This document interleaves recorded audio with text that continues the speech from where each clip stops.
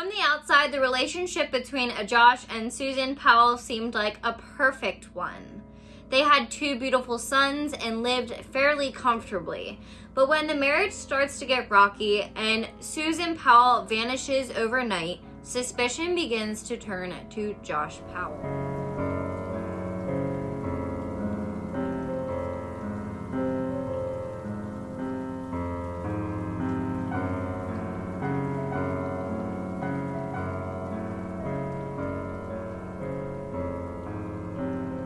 Hi everybody, and welcome back to Killer Concepts, the place where we talk about all things true crime. My name's Peyton.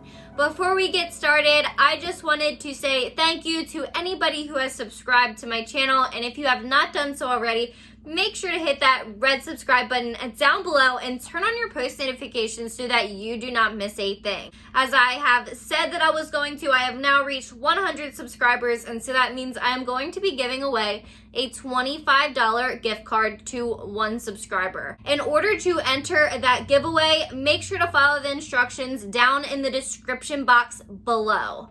Today we're talking about the Powell family, made up of Josh and Susan Powell and their 2 sons. Susan had disappeared in 2008. Many people believed that her husband Josh had something to do with it because he was acting very strange. And then a few years later, he actually killed himself and their 2 children. As always, I'm going to start by telling you a little bit about the background of both Susan and Josh so that you know a little bit about who they are as people before all of this stuff began to happen to their family. Joshua Powell was born January 20th, 1976 to Stephen and Terry Powell in Puyallup, Washington, while his future wife, Susan Marie Cox, would be born October 16th, 1981 in Alamogordo, New Mexico. While Susan grew up in a really nice,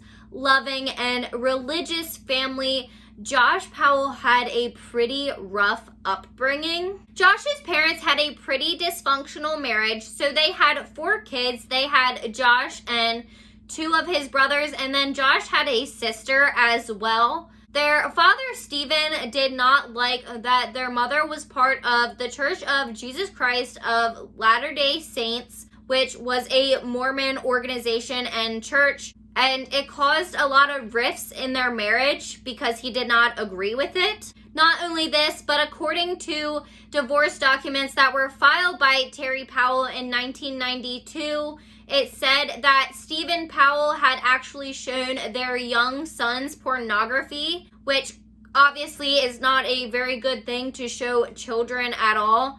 And that he taught their sons to not really respect women the way that they should be respected. He was just not a very good father or a husband. Through the divorce, Stephen Powell would gain custody of all 3 of their sons, while their daughter Alina would go to their mother, but not long after, she would go to live with their father, Stephen Powell, as well. At the time of Stephen and Terry Powell's divorce, Josh Powell was only 16 years old, and it had affected him in many different ways. He was seen as a pretty strange child who had pretty bad behaviors. Some of these included that he killed his sister's pet gerbils. He had threatened his mother with a knife before. He had actually tried to commit suicide at one point. And he really adopted his father's terrible views of women. After graduating high school, Josh Powell would move to Seattle, Washington in 1998 to attend the University of Washington. Here he did fairly well. He actually dated a woman for quite a while before meeting Susan Cox at his own apartment in November of 2000. The 2 met in his Tacoma apartment when he was holding an LDS Institute of Religion course. These were courses that were held for LDS members Both Susan and Josh Powell were members of the Church of the Latter-day Saints. It was really common for LDS members who were still single to meet their future partners at these gatherings, and so this is how they met. According to a couple of Susan's friends, they believed that Susan had thought that she could lead Josh back to really being a part of the church, even though he wasn't that interested, which is something he had developed from being around his father. The two quickly started dating, and then they would soon marry in April of 2001 at the Portland, Oregon temple. Josh Powell was a very smart man. He did receive his bachelor's degree in business, and he held jobs at several different companies over the years. He was also a genius when it came to computers. He loved to pull them apart and put them back together. It is something that he did a lot.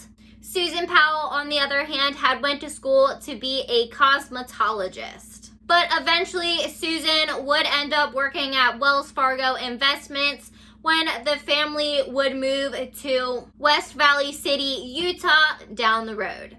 In 2005, 4 years after the two married, they welcomed their first son, Charles, and then in 2007, they welcomed their second son, Braden. For a while, the marriage between Josh and Susan Powell seemed to be a pretty good one, but according to Susan's friends, she would start telling them that their marriage was quickly going downhill. Susan had come to find out that Josh was a very controlling man and everything had to be the way that he wanted it, as well as he really didn't want to be part of the church anymore, which was a big part of Susan's life, and she absolutely loved it. The two argued a lot. Sometimes Josh would actually break her things that belonged to her or throw them.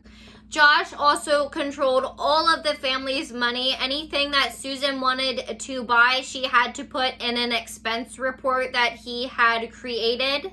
She also had to ask his permission anytime that she wanted to drive the car, and she had to let him know anytime she was going anywhere and how long she would be. Josh Powell even went as far as to give Susan only about $10 a week to spend on groceries for the entire family. He would give her coupons and deals that he had found in the newspaper or elsewhere, and that was the food that she was supposed to choose from. And like I said, she only was given $10 a week. We all know how expensive groceries are, and this is really unrealistic. According to multiple reports, Josh didn't really understand why they had to feed their sons dinner because at preschool they got to eat lunch, and he was just really tight with their money, to the point that Susan would even knit her own socks most of the time, which, if any of you have done any knitting or any crocheting, then you know yarn is super expensive, so it's actually probably more expensive to knit your own socks. Susan's friends have reported they received multiple calls from her where they could hear the children crying in the background that they were hungry. She would ask if she could borrow a hot dog or something to feed the kids because Josh would not let her have any more food. Even with all of these troubles in their marriage, Susan was still trying really hard to work it out. She loved Josh even though he could be really mean and controlling, and she really wanted to fix their marriage. It would eventually even come out that Josh was not there for the birth of their first son, Charles. The day that their first son, Charles, was born, he actually had told Susan that he was busy, and so she needed to have her parents come pick her up and take her to the hospital. He was busy backing up his computer. He did not arrive at the hospital to an hour or two after their son was born. After a while, all the problems in their marriage was just too much for Susan Powell to handle, and she actually told Josh Powell that if they did not fix their marriage or work on anything by the time that their anniversary came up, that she was leaving him. And her one really good friend suggested that she go see a divorce attorney. The divorce attorney had advised Susan Powell to make a video of all of the family's assets. They wanted her to film herself showing everybody anything that was in the house, anything that was Josh's and anything that was Susan's, so that nothing could be left out. You can watch this video. It's all over the internet, and it will actually be included in one of my sources down below, so make sure to check it out.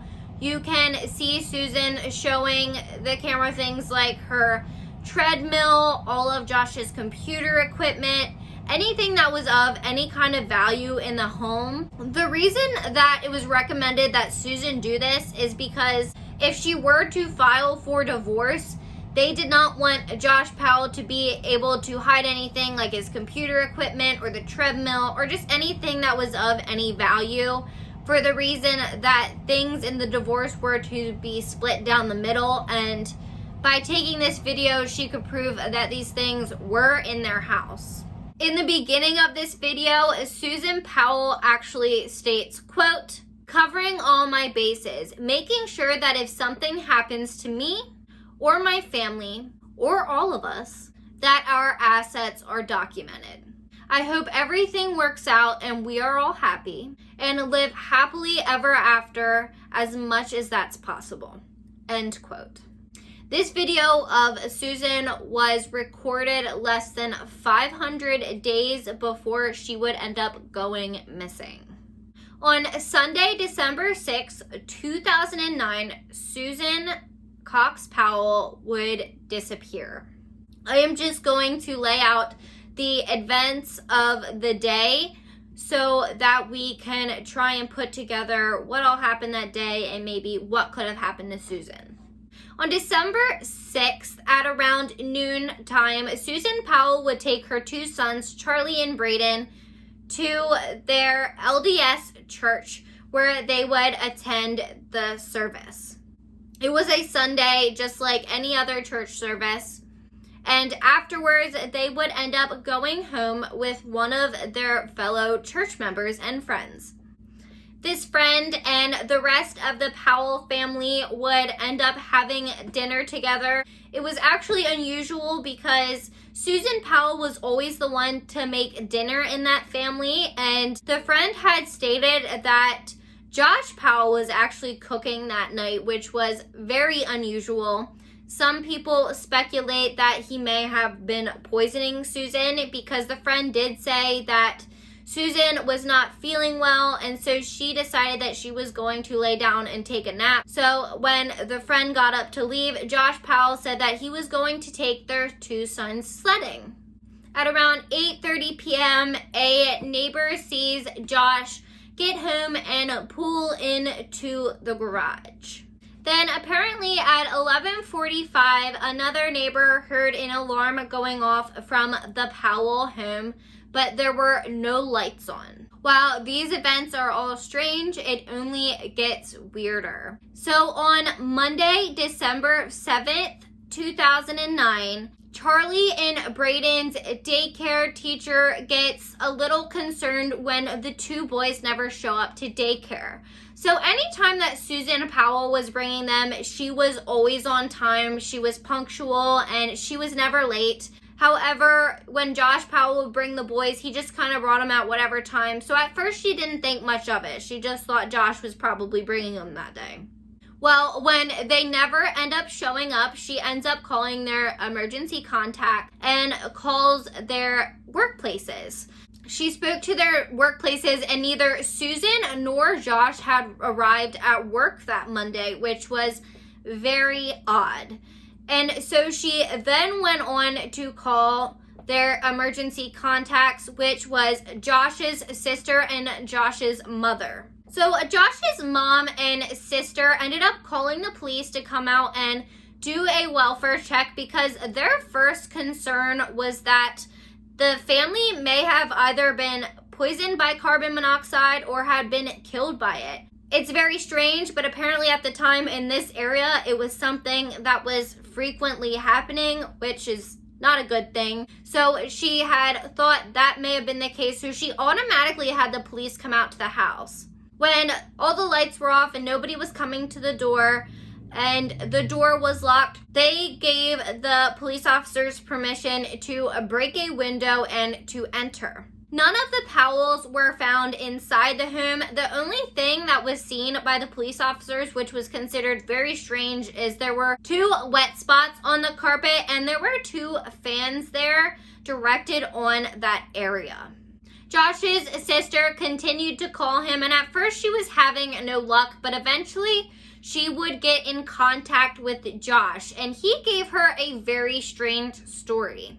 So apparently on Monday at 12 to 12:30 a.m., Josh had taken Charlie, who was only 4 years old at the time, and Brayden, who was 2 years old at the time, camping. He said this was because the boys had said that they wanted to do s'mores.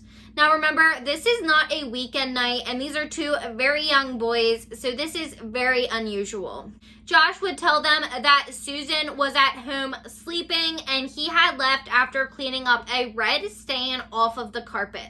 One thing I would like to mention is at the time, temperatures were below freezing. There had been snow on the ground, and it just was not ideal situations to go camping, let alone with a 4 or 2-year-old at a campground that was 2 hours away from where the Powells lived.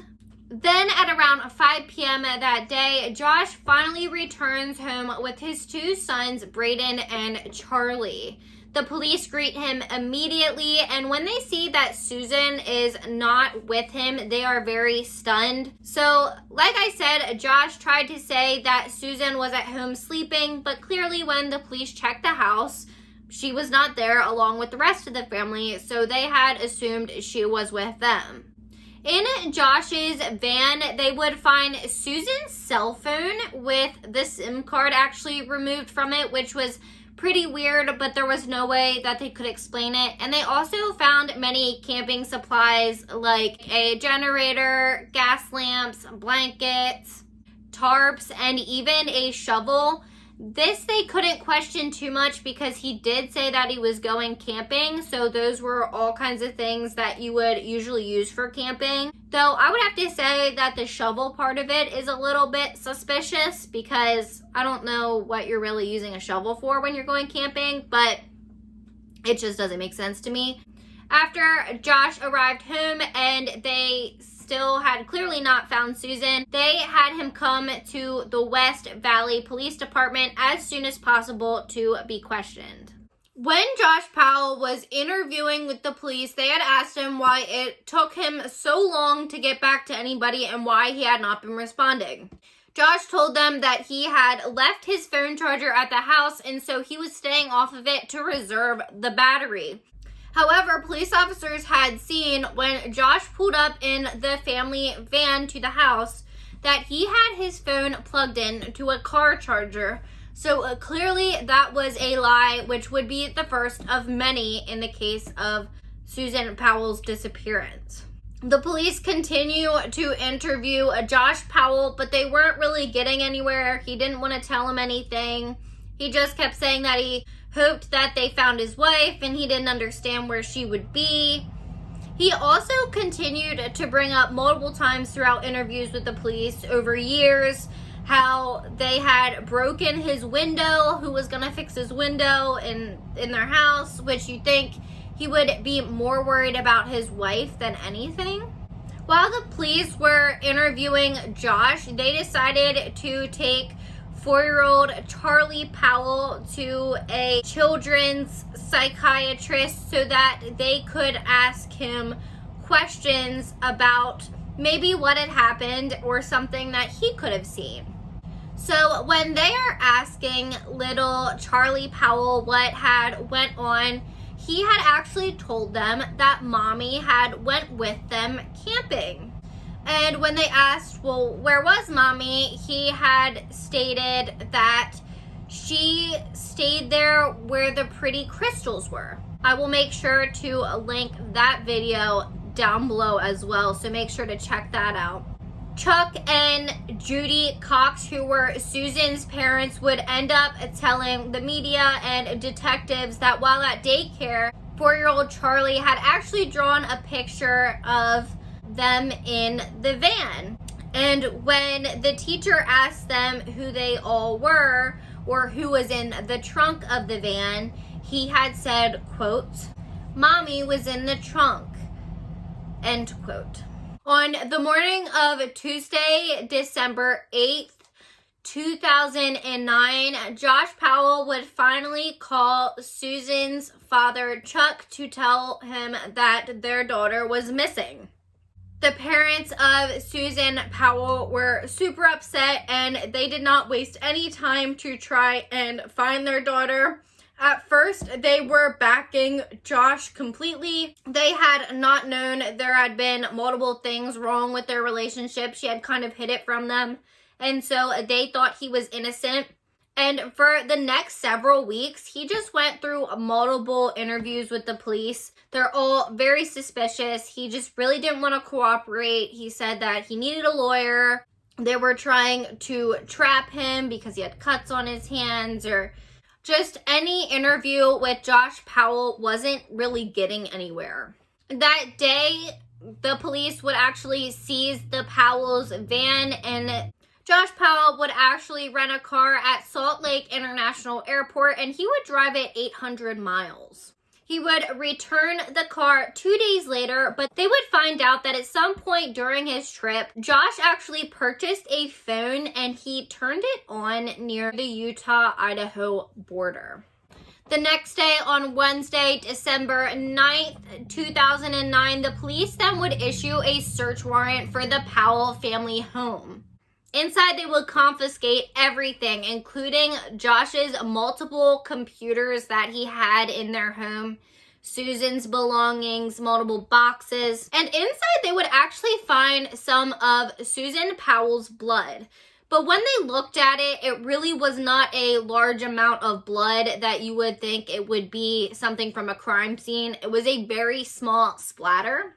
But more importantly, they actually found life insurance policies that totaled up to $1.5 million.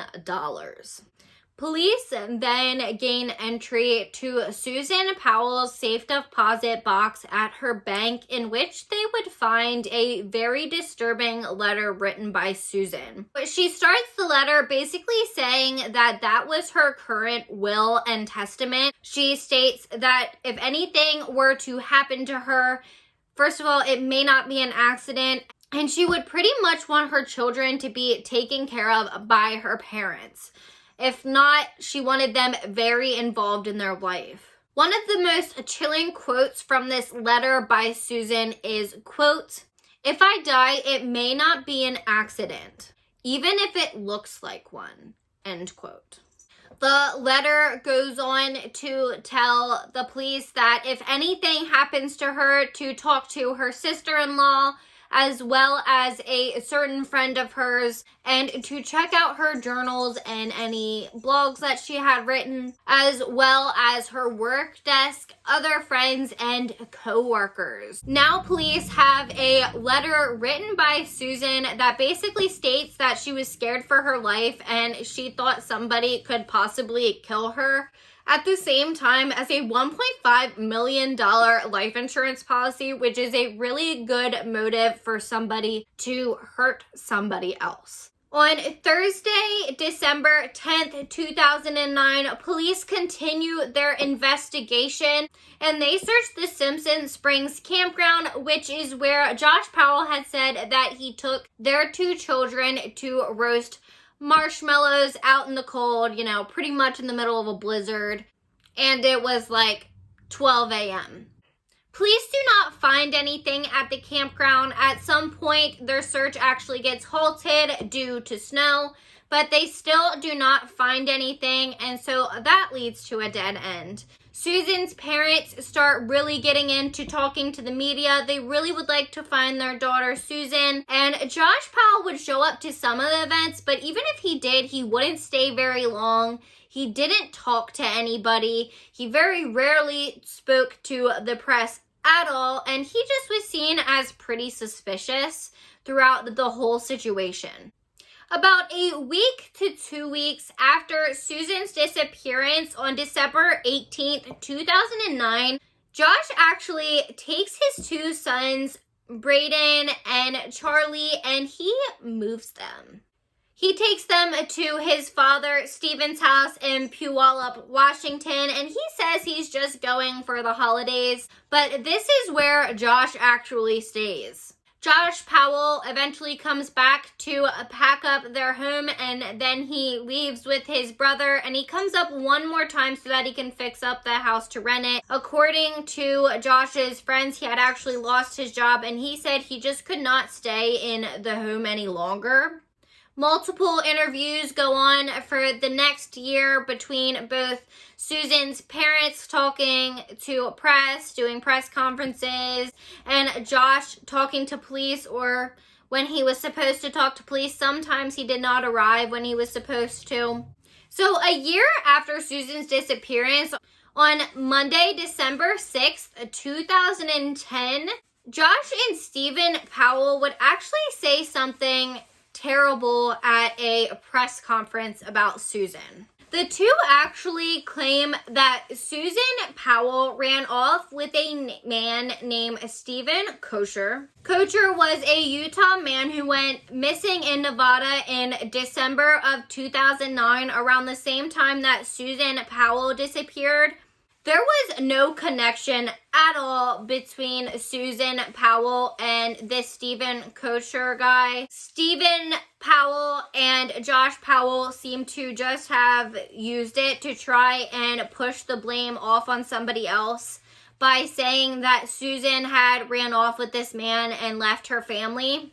All of Susan's friends and family clearly state that she would never leave her children, which is also something that was evidenced in many of the journal articles that they had found of Susan's. Her biggest concern with leaving Josh was that he would take her children.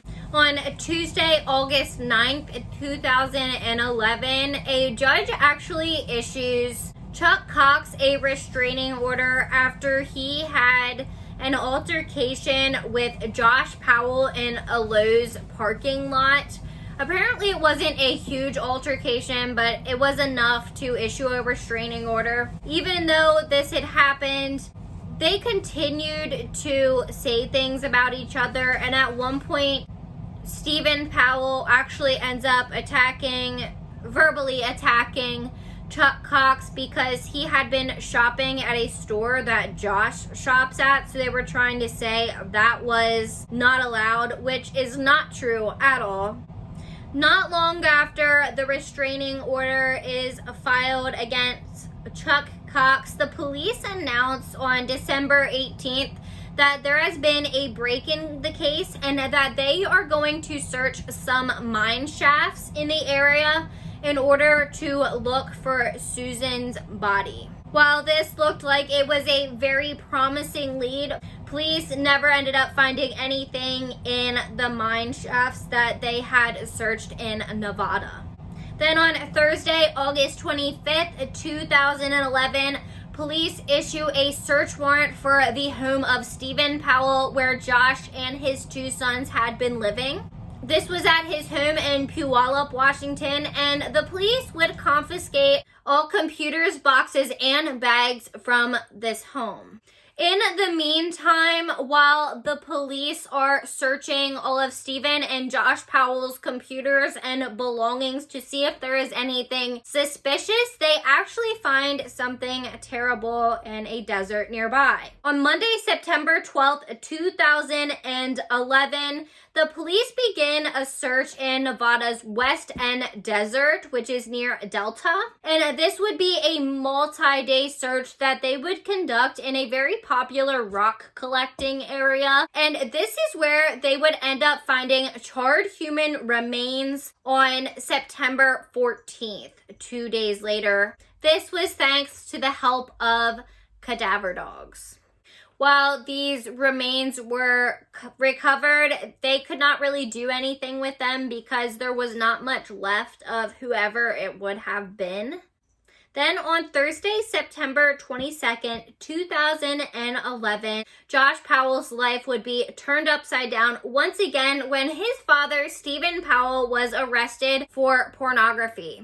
In particular, it was for child pornography and voyeurism when they found things like images of young girls and women on his computer.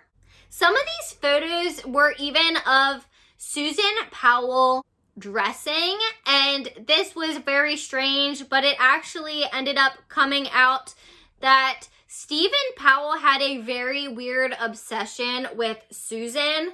And when Susan and Josh had originally gotten together, they had lived with Stephen Powell for a little while, but they had to stop living there because Susan was so uncomfortable. Stephen Powell had actually kept pictures of Susan. He would sneak underwear out of her underwear drawers, and he would just make really inappropriate advances towards her. With the find of child pornography, both Braden and Charlie were then put into state custody for the time being to make sure that Josh Powell did not know anything about his father's activities on the internet in relation with child pornography and voyeurism. And then on Friday, September 23rd, 2011, the Cox family would be granted a temporary custody of the two young boys in order to protect them in case Josh did have anything to do with his father's dealings of child pornography. After having the children for a while, Susan's father, Chuck Cox, would request a judge to appoint a custodian to the two children. A custody hearing for Charlie and Braden was then set for January 19th, 2012. The police would find a couple disturbing things on Josh Powell's computer as well, including pornography that had to do with bestiality, incest, and simulated child pornography. Due to this, at the custody hearing, a Washington judge rules that the Cox family will continue to take custody of 7-year-old Charlie and a 5-year-old Braden at the time for the child's protection, while Josh Powell has to go through a psychosexual evaluation. During this evaluation, the examiner finds that Josh Powell does have many narcissistic traits, but he does have adequate parenting skills as well as steady employment. And so the judge ends up deciding that he should be able to see his kids several times a week, but with supervision. 4 days later, the unthinkable would happen. Sunday, February 5th, 2012, social worker Elizabeth Griffin would arrive with Charlie and Braden to have a supervised visit with Josh Powell. What's most disturbing about this day is when she arrives with the kids, she lets them go with their father, and she turns around for 1 second, and he slams the door pretty much in her face, and he locks it. She asks him to open it up multiple times, in which he just does not respond. The door is locked, and so she calls 911. About a 10-minute 911 call ensues about the situation that's occurring. The social worker is extremely concerned because Josh is on supervised visits with his children for a reason, as well as being suspected of his wife's murder / disappearance, even though she had never been found and he had never been charged because there was not enough evidence. She's trying to explain this to the dispatcher, and he is just not getting it. I'm going to link it down below. Please check it out. It is going to be hard to understand how ridiculous this conversation is unless you hear it with your own ears. Griffin is absolutely distraught. She said that she can hear the kids screaming and that she's there to supervise the kids, and the father locked the door. This dispatcher isn't understanding, and he basically says that the police will be there when they can be there. They have more dire situations to attend to. She smells gasoline, and she tells them that she's going to pull out of the driveway because she smells gasoline and she has to move for her safety, and she is very afraid for the safety of the children. And once again, he tells her the soonest available officer will be there after they have gone to the most important scenes. Not long after, the house explodes and goes up in flames. When police officers get to the home, and, you know, it had been engulfed in flames. They ended up finding the bodies of Charlie and Brayden inside the home, as well as Josh Powell. What is most disturbing about this is they find that both Brayden and Charlie have hatchet marks on their bodies, particularly in their head, but that is not what killed them. So medical examiners end up finding out that what actually killed them was the fire and smoke inhalation. So the children were alive as the house was burning. Apparently, Josh Powell had struck his kids with a hatchet, which probably knocked them unconscious, and then he filled the house with gasoline and he lit it on fire, and he just sat there as it took them all up in flames. 2 really young boys were lost when this father decided to do this. And it really upsets me that the dispatcher would not listen to the social worker sooner, because I feel like in the amount of time that their call had went on, they could have had somebody there. After Susan's disappearance and the death of Josh, Brayden, and Charlie, the police continued to investigate the situation. The police ended up getting a call saying that there was a man who had called in to see if they could get an aerial photograph of a junkyard to see if the car they had dropped off of there had been destroyed. The person who called's name was Michael Powell, who was Josh Powell's brother. He actually had helped Josh move after what all had happened with Susan's disappearance. And the car that he was looking to dispose of was the car that he helped move Josh's home. Michael Powell is questioned, but he doesn't tell them anything. And then on February 11th, 2013, Michael Powell would actually jump off a building and commit suicide. Police eventually found the vehicle that Michael was talking about at an Oregon junkyard, and it did have evidence that human remains had been in the trunk at some point in time. But nobody will ever know for sure, because both Josh and Michael are dead, and even now their father, Steven, is dead as well. That is all I have for you today on the case of the Powell family. It is a really sad and disturbing case, especially since it involves 2 children and a loving mother who were killed. My heart goes out to the Cox family, and I hope they can recover the best that they can. Susan Powell's body still has not been discovered, and her case is no longer active. I want to thank any of you who have subscribed to my channel so far. I try and post here weekly. Sometimes it does not work out that way, but I will always let you know on my Instagram. If you have not done so already, make sure to hit that red subscribe button down below so that you do not miss a thing. And don't forget, I am doing a $25 gift card giveaway to 1 subscriber now that I have reached 100 subscribers here on YouTube. You can find out how to enter for the $25 gift card by checking the description box down below, and it will give you all the information you need in order to enter.